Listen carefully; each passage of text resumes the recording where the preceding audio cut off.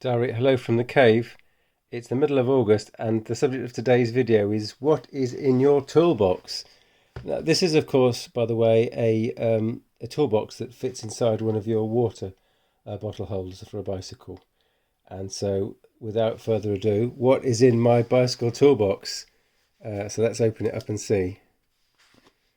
Well, first of all, we've got a rubber glove, because that's essential when you have a bit of maintenance to do when you're on road. You're bound to get oily, and at least in my case, one of my hands will be less oily than the other one.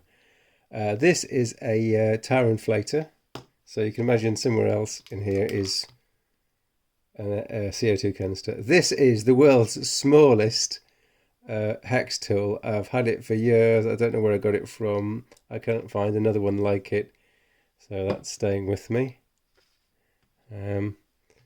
Next we have, I have a second glove. I take it all back, a second glove, so both hands can stay relatively oil free, although this one may need to be replaced. I think I'm going to replace that before I put the tools back together. Right, so put that to one side. This is a tool which will help you retighten the cassette if it becomes loose. Now, on my race bicycle, I've had this with me, and I've had to use it on an actual Olympic distance triathlon. I remember in Lausanne once. Still finished with a decent time, but that was in the old days when I was pretty quick.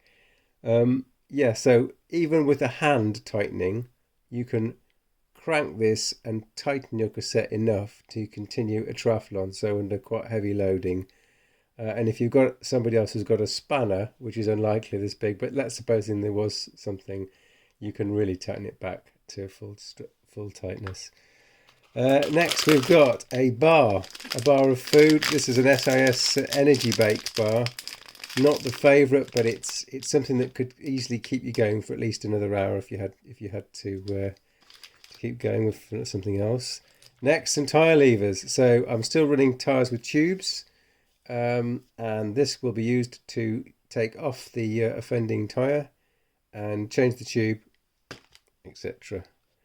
This is a bar end for the handlebars. Now, they can fall out on a ride, and let's suppose you're going for a long ride, or maybe you're making a weekend of it.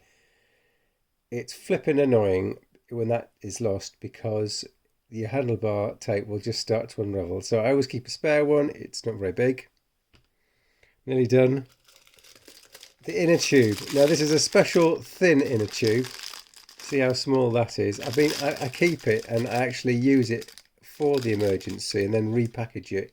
It's ultra thin. I hope it's still working, because it'd be a terrible shame if it wasn't. So I would put this on, and then when I finish the end of the road race or the endeavour, I would take the tire off again and put this back in the box.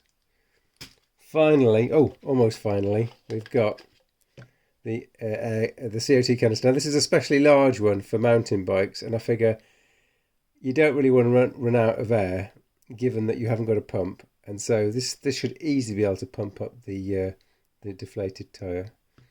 And last but not least, I've got one of these old school super patch. So with that, you can scratch the busted inner tube and seal it. So if this didn't work, I could go back to trying to use this. So I've got two shots. The other thing I would say, of course, is always cycle with a friend, because they're going to be carrying a similar set of items. And if you've sort of screwed up and your items don't work in some way, like, I don't know, this canister's empty or this gadget doesn't work, hopefully they've got something that, that can match and actually work. So that's it. That's what I carry for my essential emergency situations on a bicycle. Over to you.